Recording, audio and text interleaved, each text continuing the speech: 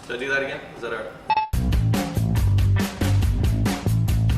Welcome back to Baldor's News from the Farm. I'm Patrick Ahern. The weather in California is cooperating and has been doing for a couple of weeks now, so the row crops are all falling down. The likes of broccoli crowns, cauliflower, getting much cheaper. Still a few items to look out for. Celery is still up there, along with small loose and large loose artichokes and iceberg. Even though the price is melting, could I say that? I think I did. Even though the price is coming off, it's still one of the highest, and green leaf too, but red leaf is dropping pretty good. What to look forward to in Jersey? Well, we've got beautiful asparagus from Jersey, the peak of sugars, picked and delivered basically the same day. We've got red leaf and green leaf coming down a pike, along with cilantro and parsley. Everything's looking great. California, local, fantastic. What do we have to do this week?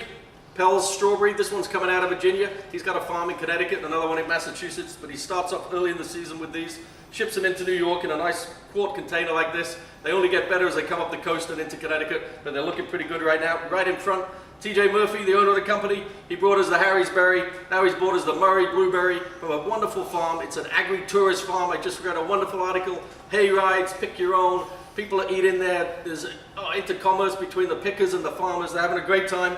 We've got these wonderful blueberries, and we're going to have the green blueberries later on in the week. Over here, first of the cherries. Nothing too special right at the beginning of the season. This is a corral. We're going to be moving into Brooks and later on Bing, and they're only going to get better. But this is the first of the cherry, and we're just proud to have something. Right behind it, the very first California peach. Pretty much always a white peach. Leave it on the counter for a couple of days. It does need to, ripen up a little bit and get a little softer. But these are really good from Kingsburg Orchards. We know we love those guys. They're going to have other stuff coming later, apricots, apriums, and also nectarines. Right in front, the green plum, the sour plum. What to do with it? The best thing I can think of is candy it, put it in a sauce, just mush it up a little bit, but you do need to add plenty of sugar. A couple of specials we have this week. Look at these beautiful stemberries from Driscoll. You don't get many of these to the pound, dipped in chocolate. You couldn't go wrong with those. Don't forget Mother's Day is approaching. Give it another couple of weeks. Right behind it, East Coast fiddlehead ferns. You know you got to cook them for a little bit to get rid of that tannin. But after that, you have them in a salad, you saute them with some garlic. Beautiful, great for a dish, certainly this time of year. A couple of other things we've got that are special. Mastronardi, you've heard of their label, Sunset. Well, there's no Sunset on the deals that they got for us this week. We've got some fantastic tomato on the vine, Campari cherry tomato on the vine, not yellow, I beg your pardon, red grape tomatoes with a little calyx attached. Look fantastic.